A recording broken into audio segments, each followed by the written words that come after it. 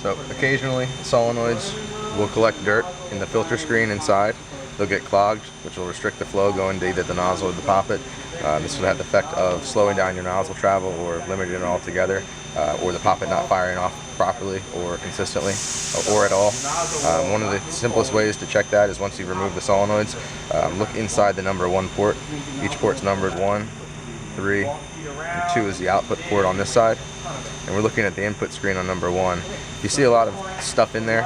Occasionally Teflon tape shreds will come through, sand, dirt. Usually just taking a simple scribe, you can loosen that up, flip it over, and tap it out on the table to remove any of the debris. As long as it's not leaking, the solenoid's perfectly fine. It just needs the screen's cleared out. This usually happens if you put your input line in the dirt, or again if you have Teflon tape or a thread sealant that gets down into the air line and pushed through the system. The reason we really only need to check the number 1 port for this is because the air actually comes in the number 1 port and goes out the number 2 port, and when the solenoid returns to its closed position, it's exhausted out the number 3 port.